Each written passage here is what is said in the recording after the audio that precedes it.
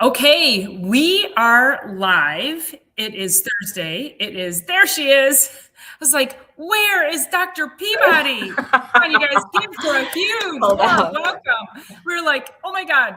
I knew she wouldn't forget, but I thought maybe, sometimes we get patients that want to jabber with us or come in like, right before lunch and they're like, oh, please, please, please. But we always give to them, and that's okay. Oh, yeah. So anyway, I was just jumping on. I was just about to say, welcome to another episode of Chiropractic is Sexy. I'm Dr. Paula Ruffin. I'm Dr. Erica Peabody, and so it's always good to be here. This morning in practice has just been a ton of fun, and I'm laughing because that last patient, she was telling me the story, and she did one of those. She's a collegiate runner. She ended up not taking the scholarship and not running, but she was on the treadmill a couple days ago and she took a wrong step and went flying off the back. She was like, it's just like one of those, the videos that you see on Instagram and TikTok that everyone's laughing about. And she's like, it was so ridiculous. So we were laughing anyway. Oh my goodness. I know I could. Yeah. Thank you. I do want to just welcome everybody in and ask you, please make sure you're subscribing. If you're watching from It's All About the Biology, jump on over to Dr. Paula Ruffin and Dr. Erica Peabody and Chiropractic is Sexy. I know it's a lot, but all the links are down in the show notes, and give us all some page love if you would. And I just want to also say welcome Cake in a Cup, who's in Australia, and it's 4:05 tomorrow. So thanks for being here. Maybe we need to work on that sleep. Yeah. What are you doing up so late? Early. Exactly. No, yes. I also had the other group of patients. I have to just tell you the story. The other group of patients went to Colorado, and I know we're always talking about stress into the nervous system. Now they've been under care. They're at like 500 to 600 visits each. It's a family of 5. They've been here for years. They come every week. They went to Colorado and they've never been. They got high altitude sickness. Everybody got sick. It was so dry. They only got to ski like a fraction of what they were able to do. And they're like, we're healthy. I'm like, next time you need to just say, hey, doc, will you come get coffee with us and help us like figure out how to do this like high altitude thing? I'm like, yes. Oh my gosh. It's crazy. I think that is, and that's going to segue perfectly into our topic today, because, we're talking about our posture, how it affects our brains, and how our bodies are continuously, our nervous systems, our nervous system has an inability to heal if it feels that it's that it's unsafe. And so posture affects the nervous system and the brain dramatically. And so we're going to dive a little bit deeper into that today, and just tell you guys, like, what are you doing when you're on your phone? What are you doing when you're on your computer? What are you doing when you're just constantly looking down? All of that puts compression and stress onto the nervous system, and it creates a threat. The body perceives it as a threat.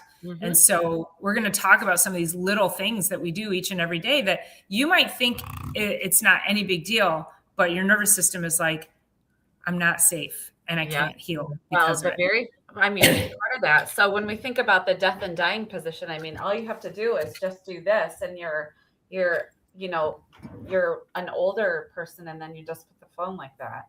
There you go. Yeah, that arc. Yeah, you're headed like literally right into the grave that way. But also, it as soon as we bend our head forward like that, the brain swells. Like, no, thank you for brain swelling.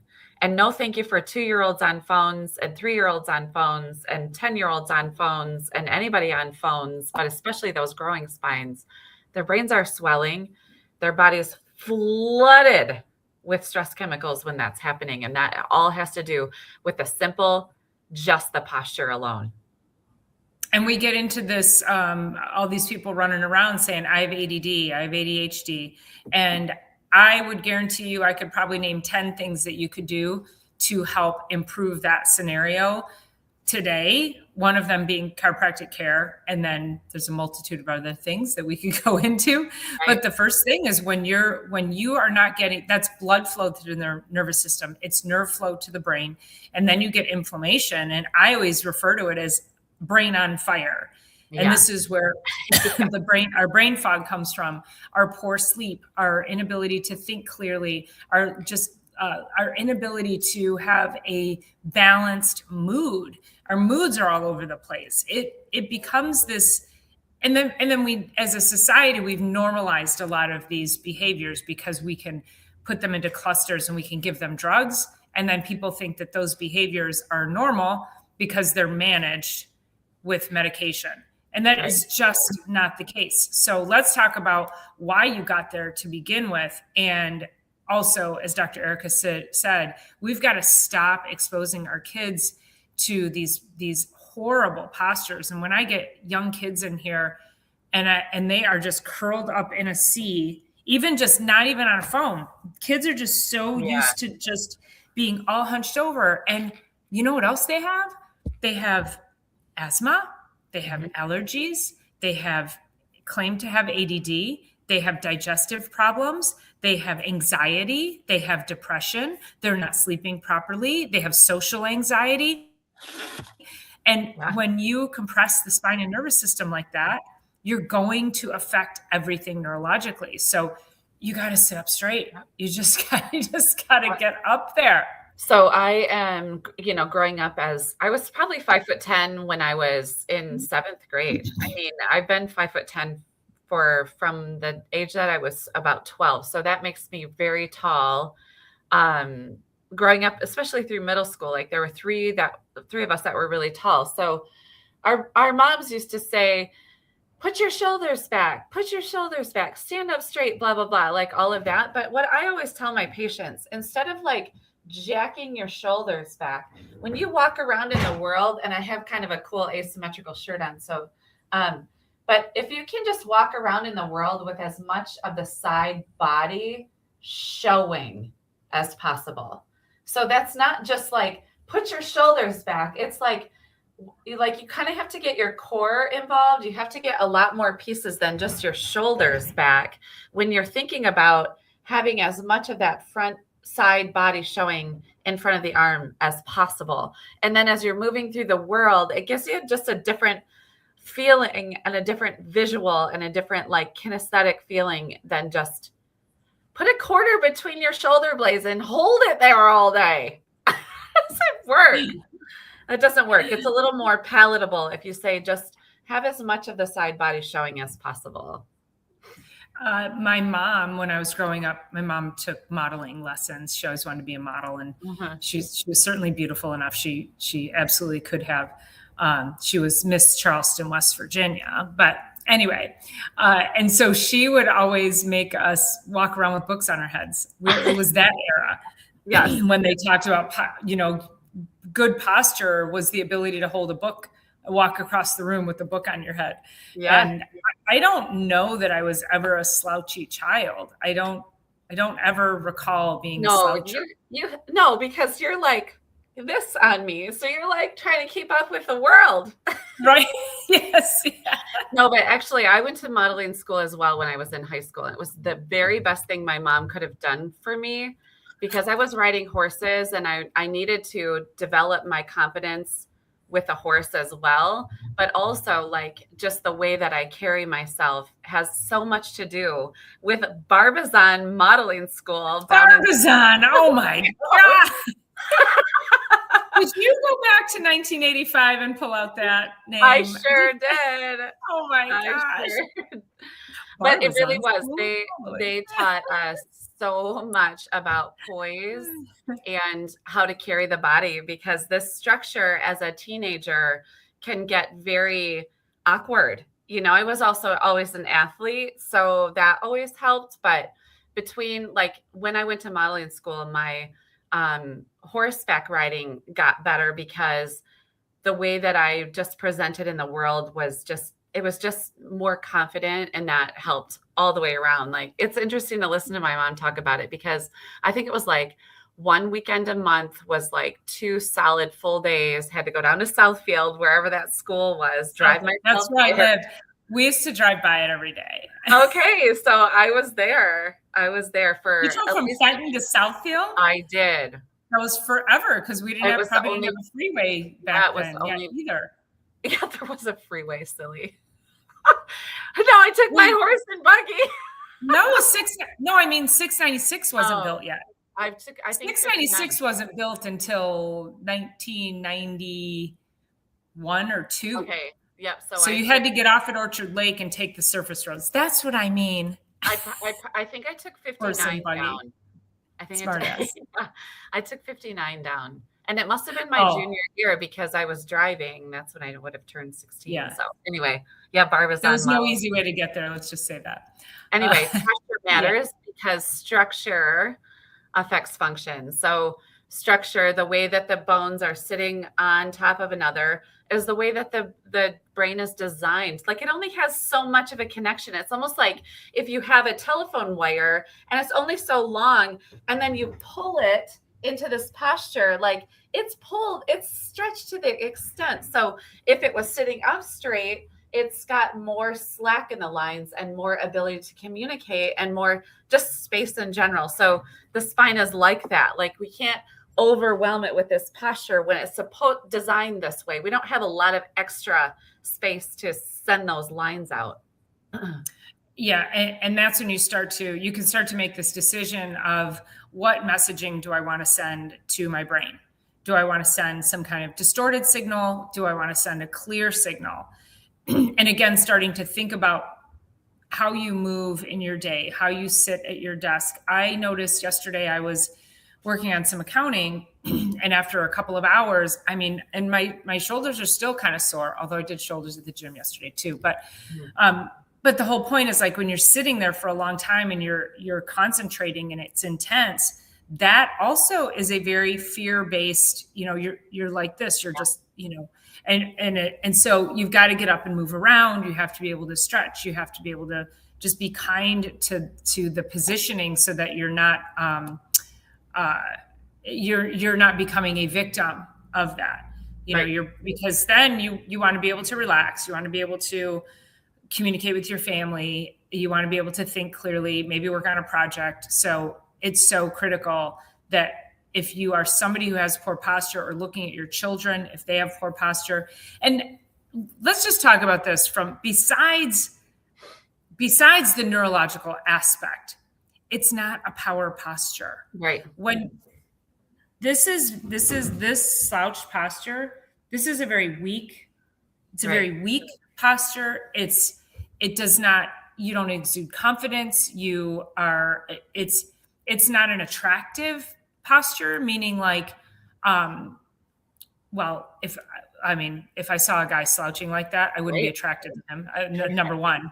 But it also is like, just think of friends and, people, like if you're trying to make friends and you're like this, but if you're like up and moving around and you're standing tall and you're moving around and you've got some energy coming off of you, that's I would say socially attractive. Right. Mm-hmm. So, I'm just thinking of like the young kids, the young teenagers who, some people might have some social anxiety. Well, you know what? Sit up straight. It changes the way your facial expression it changes your facial expression.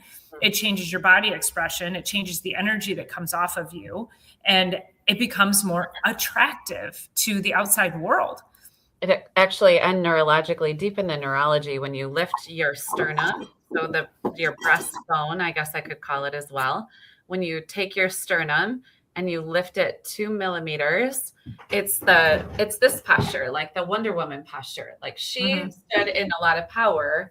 I'm just speaking from a woman's perspective, but that Wonder Woman posture where you lift the sternum 2 millimeters changes the entire chemistry, the chemistry that's going on in the brain. It changes the neurotransmitters, it changes the mood, it changes all of that. So not only are you energetically from an outside in looking a lot more powerful, it really is changing the actual brain chemistry.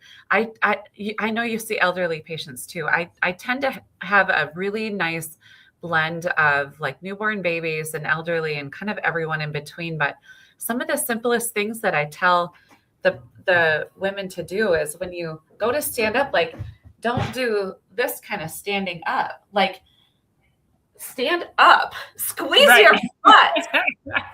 The biggest muscles we have in our body are our booty muscles. And when we do that, when we squeeze the back, it relaxes the front so we can stand up straighter.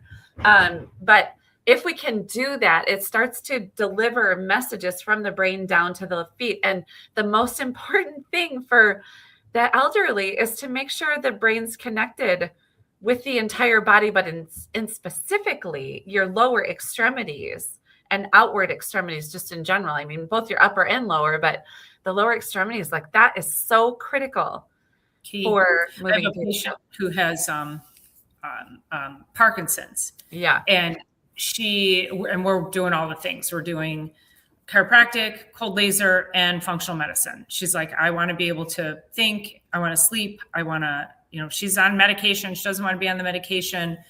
And she has this long history. And what's interesting is going through the history and saying, yeah, that 20 years ago wasn't a coincidence. That is related to today. Right.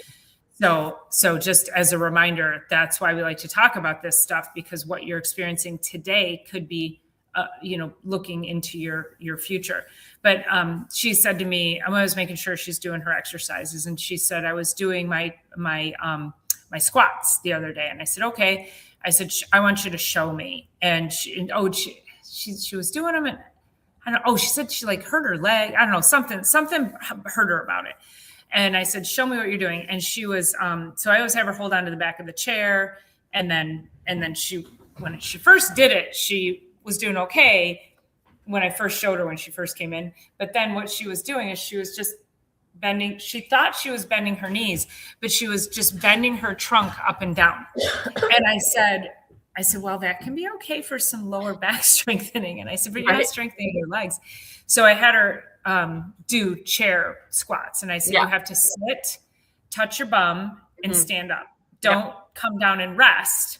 I mean, if you have to, but sit, touch your bum, stand up, and do that 10 times instead of trying to, have a chair in front of her if she's a little wobbly. But the whole point is that the lower extremities, and especially as we get older, and especially if your brain is on fire, you're going to lose your balance and coordination. And so opening up that communication so that you have greater clarity to the balancing centers of your body.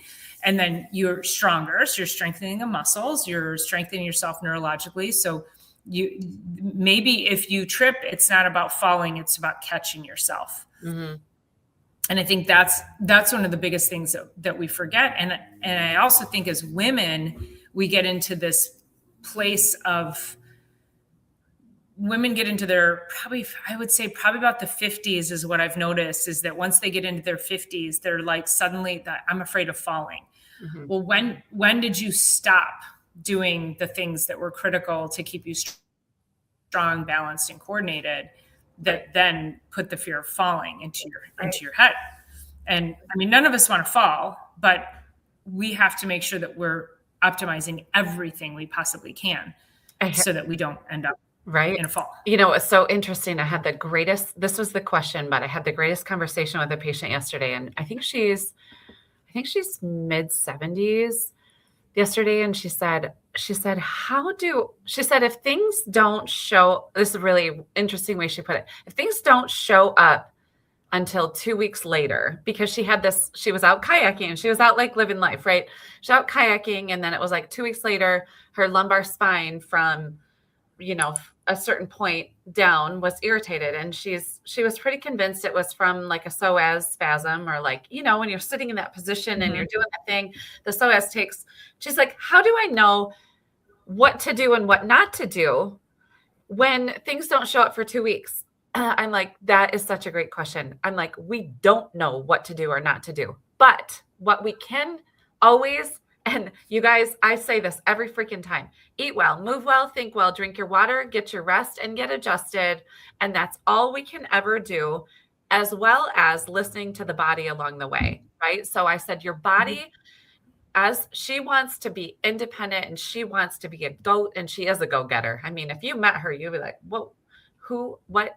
But she's been an athlete her whole life, and she's out trekking and hiking and all this stuff. And so she said, she's like, I want to be independent as long as I possibly can. I'm like, yes, apply to everybody. But what can you do today? The only thing we can is eat well, move well, think well, drink your rest, get your water, drink your water, get your rest, get adjusted, and push the limits of the body. In yoga, Dr. Paul and I are both avid yogis for, I don't know, 3 decades at this point for me. There's a line with the body, and the body, we should be pushing that line. Aging is the constant and continuous pursuit of comfort, right? So that's a Brecka line, Gary Brecka. But when we're pushing that line, we're pushing our comfort just a little bit each day, but not pushing beyond. So that's why I was talking to her. I'm like, we have to listen to the body. Structure leads to function. We have to stand up, get everything up underneath us. Don't start moving till your posture's nice and strong. Get going, keep moving. And she said, if you guys are in Michigan, like, it's tough, right? So she said, my husband and I decided yesterday, she said, we're just going to put our gear on and we're just going to walk outside and we're going to be outside. We told ourselves we'll just give it 5 minutes if we need to turn around. She said, by 5 minutes, we felt great. We did another 25 minutes. And she's like, we came back and we were on fire, lit on fire for the day. But I'm like, I'm just so proud of the people that are asking these questions. How do I know what's going to hurt me 2 weeks from now? We don't. We never do. Right. We have to do the things every day. And we never get to. I have 2 scenarios where once I woke up and I felt like my hand was broken. And then the second time this was just a couple weeks ago, I woke up and my ankle was swollen. I felt like I sprained it. Right. So again, I could have woken up and be like, crazy dreams, Dr. Paula. I know, right? I'm like, did I just sleep wrong or what? Yeah. Oh my gosh. But I also then have to go back to the fact that there's menopause, there's hormonal changes. Maybe there was some dietary shifts. I don't know. But also I broke this hand 15 years ago. I've sprained my ankle 1,000,000 times over the years. So when we have stressors that do want to sort of take over our body like that, it's probably going to go to those weakest areas, previously injured areas, chronically stressed areas. And so you have to think about it from that perspective, is that sometimes it doesn't take much to get the glass to spill. And that's a lot of times, people are like, I woke up and I just slept wrong. Well, no, but this was building up for a while. So, yeah. So it's great. It's great. Yeah. We don't know, but we just have to continue the constant and continuous pursuit of good health. Right. So that when that happens, you're not a victim of it. It's not going to hit you for very long or very hard. Right. I had this patient on the table right before this as well. Actually, it was probably like 7 visits. I had a family of 5, a single, and then it was right before the family of 5. And we're going through her MRI results, and she does have a chronic degenerative disease. And I don't want to even call who it is out at all. Like, that's not even my point to even call the disease what it is.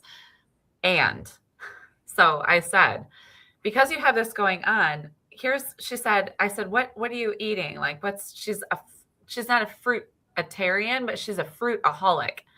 And so degenerative disease processes, although she's not doing processed food, she's having a banana every day, multiple apples every day, like all of this stuff. And I'm like, all of this is feeding that, even though it's natural, all of this is feeding that, and it's overwhelming your system. And she's like, because one day it's this, and it's the great mimicking disease anyway. One day it's this, and one day it's that, and one day I can do this, and one day I can't, and it just goes back and forth, and I don't know what's triggering it. And then so we started chatting, and I was like, that natural sugar, even though it's natural, should not be in your system at the level that it is. I want you to take all of that, dismiss it, and go to all greens and maybe berries. And that's about it. No, not one more banana. Are you kidding me? Like, oh my God. Isn't it crazy? I have a patient coming in today. I had a consultation with them a couple weeks ago, and he's got Alzheimer's. He was diagnosed with Alzheimer's. And, he said, I'm not the same man I used to be. Used to be very, just great speaker, very involved in the community. And, he knew what he wanted to say, but he couldn't get the words to connect to his mouth. So it's really heartbreaking. But, so I was asking about diet, and he said he eats a banana because his wife was like, well, you get your potassium. You eat a banana every day. Potassium. Oh my God. He eats a banana and he does honey and something in the morning, every morning. You guys, that is major blood sugar, like not crash, but spike. That's like a bomb. That's like a sugar bomb. Yeah.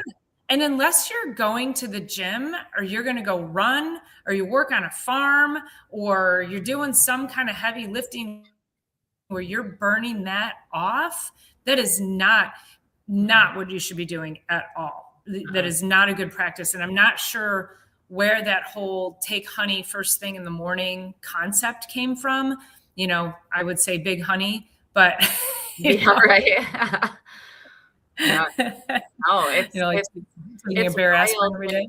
It's wild. Mm-hmm. And we've talked about this over the last, especially the first few weeks of the year this year. It's like, if you're looking for health, get your butt into a chiropractic office. If you're looking for diet help, get your butt into a chiropractic office. If you're looking for movement health, get your butt into a chiropractic office. If you're looking for overall health and wellness, get your butt into a chiropractic office. And if you're not, you're just seriously doing yourself a disservice. You just are. And there's no way around it because, we talked a little bit about the food pyramid getting flipped on its head. Like, what else needs to be flipped on its head? One of my mentors was talking like, if this is exactly backwards, like what other things that are along those government guidelines are exactly backwards? Probably a lot of it. And so we need to just be searching for health answers in the right health places.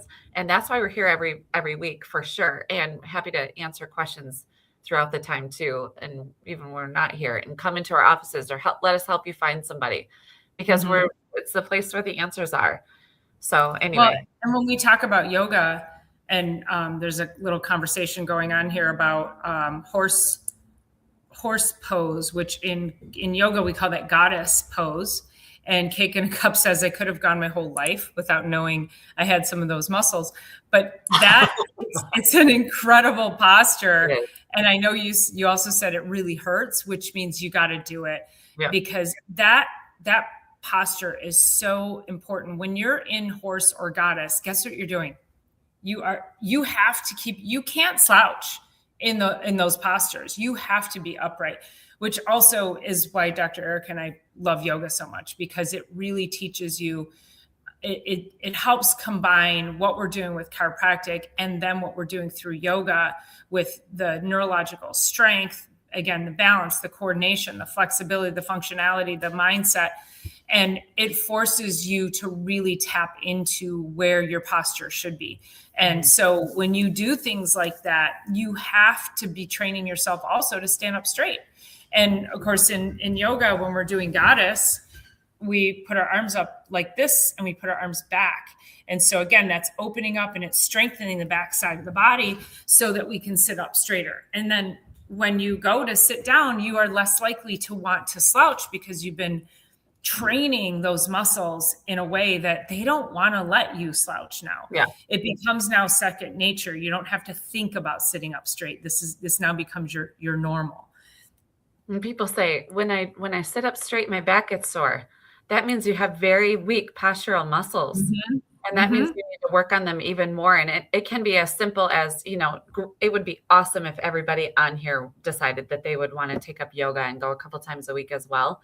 And if you can't, there's so much that you can do at home with even just the simple laying on your belly and lifting and working the entire erector combination of muscles right down the back, like basically your back straps as well as what between your shoulder blades and all of that. Like if you can just start activating that side of the body rather than activating this side of the body, you're going to have a whole this lot. Side gets way too much. The back body, no, not so much. Yeah. And when we look at people, we look at posture, we're judging you. Just so we're you know. judging you. If you're at the store and we're at the store and we're watching you, we're judging you. And there's like we literally we're judging how you walk. We're judging what's in your cart. We're judging. You want to be like, have you seen a chiropractor yet? Have you seen a chiropractor yet? You should go to my office. We would never do that because I don't really. I mean, I only want to care as much as we care about themselves. That's how much I'm going to care. But that's what we literally could be. Bentley, what's the dealio? So anyway, if you guys just literally just go around and look out into the stores or out in your world, and you can see that. Paula, we probably need to wrap it up anyway here. We just have a couple minutes. We're already to 40 almost. So anyway, just looking around, looking at the stores. Yes, we're judging your cart. Yes, we're judging your posture. Yes, we're judging. But mostly because we really want this world to be a little bit more aware that structure leads to better function. So, oh, you're on mute. Yeah, something's going on because you're not showing you're on mute, but it's Am I not unmuted now? There you go. Okay. Stop. But it's almost 1:40 already. So. Okay. All right. Well, we'll call it at that. But great chat today. Thank you, everybody, for jumping into the comments. Please make sure that you like, subscribe, and all the things. I'll see you on Sunday for Sunday Night Live, and we'll see you back here next Thursday. See you guys. Peace.